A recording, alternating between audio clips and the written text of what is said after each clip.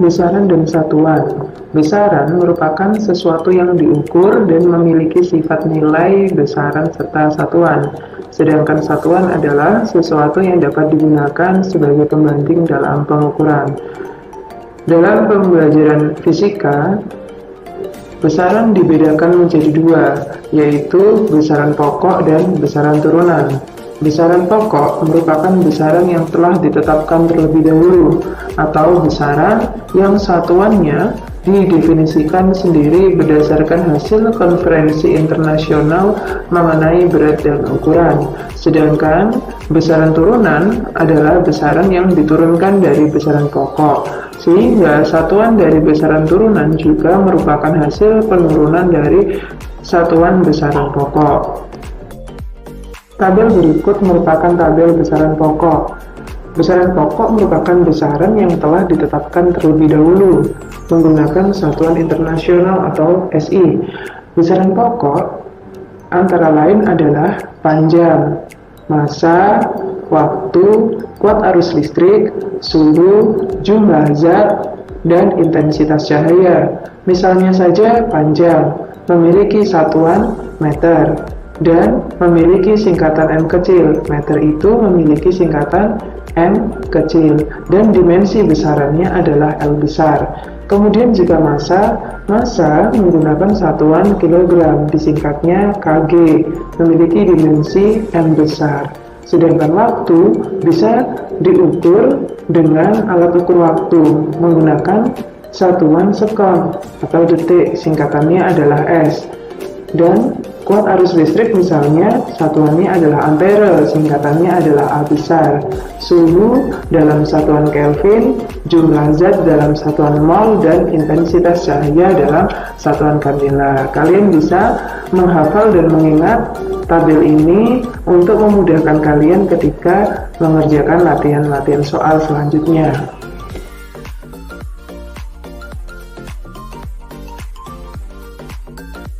Tabel berikut merupakan tabel besaran turunan. Besaran turunan adalah besaran yang diturunkan dari besaran pokoknya, antara lain misalnya saja volume, kecepatan, momentum, gaya, dan tekanan. Misalnya saja kita ambil contoh volume. Volume bisa dicari dari rumus panjang kali lebar kali tinggi.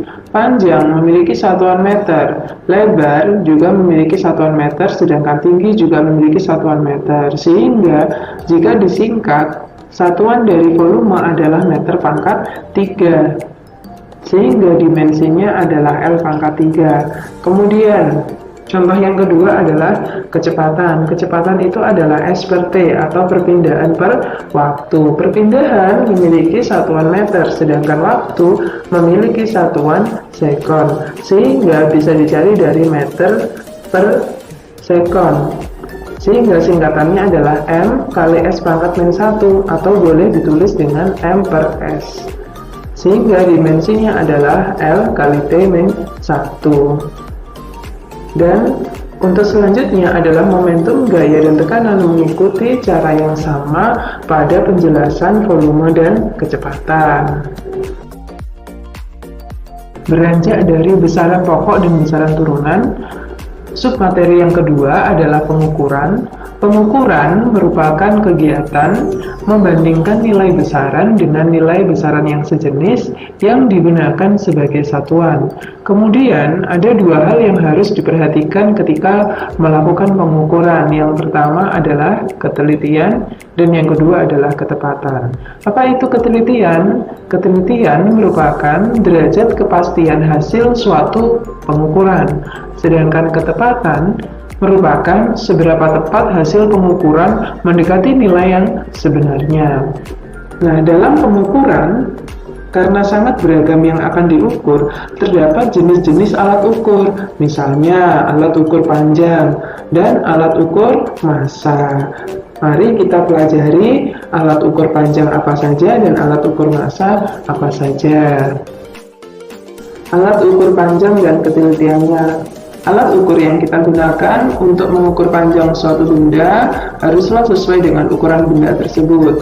Contohnya adalah, jika kita ingin mengukur lebar buku, maka bisa kita gunakan penggaris. Sedangkan untuk mengukur lebar jalan raya lebih mudah kita menggunakan meteran close. Artinya adalah jika kita sama-sama ingin mengukur lebar, kita tidak bisa menggunakan alat ukur yang sama, tetapi harus disesuaikan dengan ukuran benda tersebut. Sehingga pada contoh yang telah saya sebutkan tadi, untuk mengukur lebar buku maka bisa digunakan penggaris, sedangkan untuk mengukur lebar jalan raya kita bisa menggunakan meteran close. Adapun alat ukur panjang yang akan kita bahas lebih detail. Yang pertama adalah mistar. Mistar memiliki nama lain penggaris. Nah, berbagai jenis macam mistar antara lain adalah mistar yang berbentuk lurus atau yang berbentuk segitiga, kemudian mistar tukang kayu, mistar berbentuk pita atau meteran pita. Adapun batas ukur yang dimiliki penggaris atau mistar ini, batas ukurnya sampai 1 meter, sedangkan untuk meteran pita bisa sampai 3 meter. Mistar memiliki angka ketelitian 1 mm atau 0,1 cm. Dalam gambar disajikan ada 3 jenis gambar. Yang pertama adalah meteran pita yang paling kiri, yang di tengah adalah meteran close, dan yang ketiga adalah penggaris.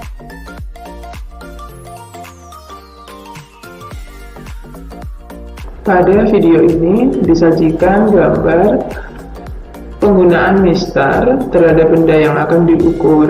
Nah, jika ada benda yang akan diukur, maka posisi mata yang melihat benda tersebut haruslah tegak lurus untuk menghindari kesalahan terhadap pembacaan skala. Nah, jika tegak lurus, maka akan sangat betul ya di angka 21,7 cm. Itu tegak lurus terhadap benda. Nah, sedangkan apabila melihatnya miring dari salah satu bagian, misalnya miring di sebelah kiri, maka seakan-akan akan terlihat pengukuran itu adalah 21,6 cm, sehingga pengukuran tersebut akan salah. Sedangkan apabila yang mengukur pada sebelah kanan, maka kesalahan juga akan ditemukan dengan pengukuran 21,8 cm, maka ya, tidak akurat pengukurannya. Maka pengukuran atau pembacaan skala pada benda yang diukur pada mistar haruslah tegak lurus. Nah, sampai di sini mengerti ya? Nah, kita beranjak ke alat ukur yang kedua, yaitu jangka sorong. Jangka sorong merupakan alat ukur panjang yang mempunyai batas ukur sampai 10 cm dengan ketelitiannya adalah 0,1 mm atau 0,01 cm. Jangka sorong digunakan untuk mengukur diameter cincin dan diameter bagian dalam sebuah pipa. Bagian-bagian penting dalam jangka sorong. Jadi dalam video ini terdapat gambar jangka sorong. Kita amati. Yang pertama adalah rahang tetap. Rahang tetap dengan skala tetap terkecilnya adalah 0,1 cm. Dan yang kedua adalah rahang geser yang dilengkapi dengan skala nonius. Skala tetap dan skala nonius memiliki selisih 1 mm. Nah, jadi kita bisa mengetahui dari gambar tersebut, rahang tetap itu dilengkapi dengan skala tetap atau skala utama, sedangkan rahang geser itu dilengkapi dengan skala nonius. Nah, untuk perhitungan dalam jangka sorong, kita bisa menghitungnya dengan skala utama atau skala tetap ditambah dengan skala nonius dikalikan angka ketelitiannya. Nah, perhitungannya adalah skala utama itu nanti ditulis dulu angkanya berapa dan ditambah dengan skala nonius yang sudah dikalikan dengan angka ketelitiannya, baru dijumlahkan dengan skala utama, maka ditemukan hasil dari perhitungan menggunakan jangka sorong tersebut. Meter tersebut merupakan alat yang digunakan untuk mengukur benda yang memiliki ukuran kecil dan tipis, seperti mengukur ketebalan plat, diameter kawat, dan onderdil kendaraan yang berukuran kecil. Mikrometer sekrup ini memiliki ketelitian 0,01 mm atau 0,001 cm. Adapun bagian-bagian dari mikrometer sekrup bisa kita amati dalam gambar yang ada dalam video ini. Jadi, mikrometer sekrup ini memiliki 4 bagian utama. Yang pertama adalah skala utama, yang kedua adalah rangka putar, yang ketiga adalah skala putar, dan yang keempat adalah silinder bergerigi. Nah, bagaimana cara menghitung perhitungan atau pengukuran menggunakan mikrometer sekrup? Menggunakan rumus yang sama pada jangka sorong, yaitu skala utama atau skala tetap ditambah dengan skala nonius dikalikan angka ketelitiannya. Beranjak dari alat ukur panjang, selanjutnya kita akan masuk pada alat ukur massa. Alat ukur massa yang sering kita kenal adalah timbangan. Timbangan merupakan alat yang digunakan untuk mengukur massa benda. Prinsip kerjanya adalah keseimbangan kedua lengan, yaitu keseimbangan antara massa benda yang diukur dengan anak timbangan yang digunakan. Dalam dunia pendidikan sering digunakan neraca Ohaus, baik yang 3 lengan ataupun yang 2 lengan. Nah, dalam video ini terdapat 3 jenis neraca yang akan dibahas. Yang pertama adalah neraca analitis 2 lengan, yaitu digunakan untuk mengukur massa benda yang berukuran kecil, misalnya logam mulia, batu kecil, dan kristal benda. Yang kedua adalah neraca Ohaus yang digunakan untuk mengukur massa benda atau logam praktik laboratorium. Batas ketelitiannya adalah 0,1 gram. Yang ketiga adalah neraca lengan gantung yang digunakan untuk menentukan massa dalam satuan kilogram, misalnya beras dan barang dagangan sejenisnya. Dalam video ini terdapat berbagai gambar. Nah, gambar yang paling bawah adalah gambar dari neraca Ohaus, di mana neraca ini sering kita jumpai di laboratorium.